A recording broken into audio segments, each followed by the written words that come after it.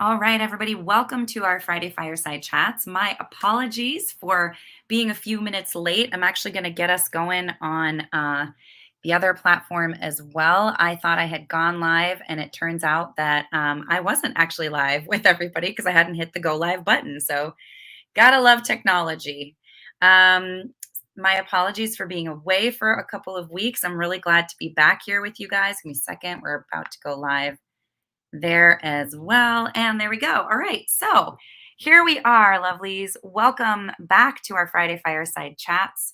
For those of you who are just joining us for the very first time, this is an opportunity for us to come together for a short bit of time. I always have a topic that I bring to the table, and it's an opportunity for us to engage with one another. You're welcome to leave, to ask questions, to leave comments that I will always respond to later.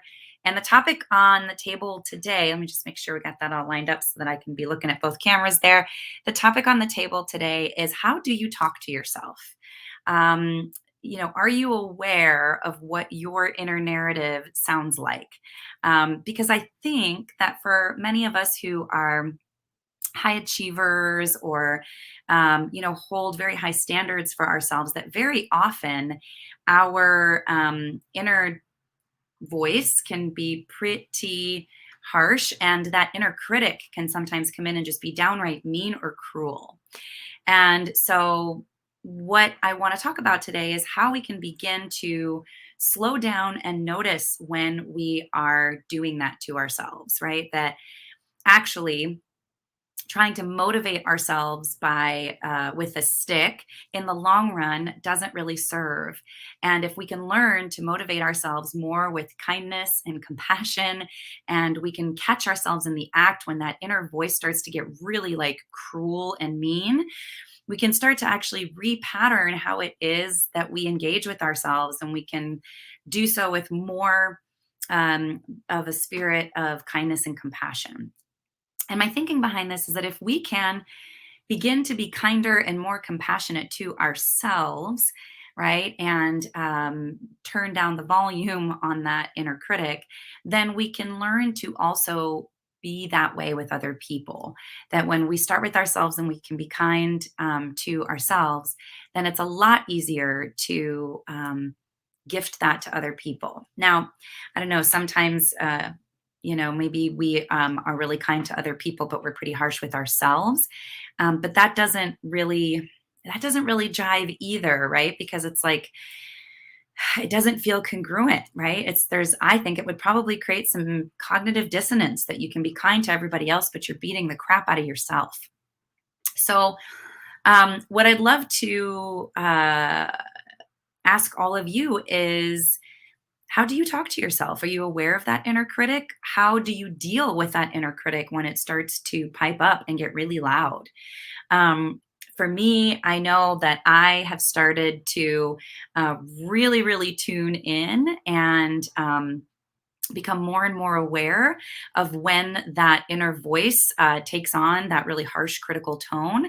And I've literally started to talk back to it. And when I do this work with clients, it really becomes a game changer, right? So often that inner voice that we have, or that inner critic that we have, can be at times very reminiscent of how we were parented. And that voice can almost take on the tone of a harsh parent. Now, sometimes it's because we had a harsh parent. Sometimes it's because we didn't really have a lot of parental supervision or parental presence in our lives, and so then we create that strategy as a way to parent ourselves, right? Whatever the case may be, and whatever the source of that harshness is, how do we remedy it? And how do we begin to take on a kinder and more compassionate tone with ourselves so that we can be that way in the world? Because would we agree that maybe the world could use a little more kindness and some deeper compassion? I would say so. Yeah. Just watching what's going on in the news and the way that we're engaging with each other and how divisive things have been, I think that we could probably start to hone in on that energy of kindness and compassion a little bit more. So, the invitation is, to begin to notice, right? When that inner critic starts to pipe up and get really loud. begin to notice when you start to berate yourself and be mean. And um, notice too that, that strategy may have worked for a little while, but over the long run, at some point, it stops being effective. It's like, trying to beat a horse into submission. After a while, that horse is just going to lay down and be like, no, thank you. I'm not going to move anymore. Yeah. So that kind of motivation isn't really sustainable in the long run. So, what can we do when we start to become aware of that voice, or we start to become aware of that pattern that we may have created? I think step one is just to notice it, right? Step one is just to notice that it's there, to slow yourself down enough to be like, oh, wow, I am being really, really kind of mean to myself. And to notice with compassion, right? So, again, this isn't another opportunity to be critical, but rather just to notice that that critical voice is there. And then you can begin to question it, right? So if that voice is saying something horribly mean and something that is berating or just, cruel, you can begin to ask yourself really from a neutral place, like, first of all, is that really true? Is there a way that I can question that inner dialogue that I'm having?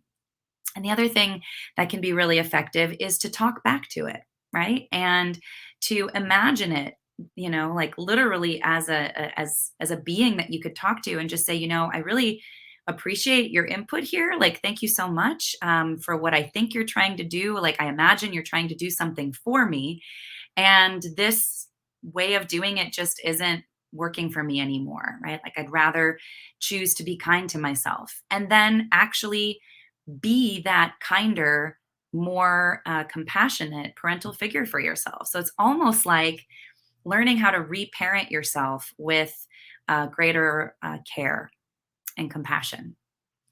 So that's what I got for you today. Thanks for popping in. If you've got any comments about this, I'd love to hear from you about what your inner voice sounds like, how you maybe have a strategy of dealing with it. Maybe we can share that with each other. And if this content resonated with you, as always, I'm really happy to delve into whatever might be really present for you and what might serve you on your path in these Friday Fireside chats. So feel free to send me a personal message and make a request or ask a question, and we can address it here together. So, with that, I encourage you to continue to be loving and compassionate with yourself. I encourage you to continue to talk back to that inner critic, or kind of, lovingly put it in its place. Like, thank you for sharing, but that's just not how we're doing it anymore. And I wish you a really beautiful, safe, and fun weekend. With so much love and light and aloha from my heart to yours. As always, namaste.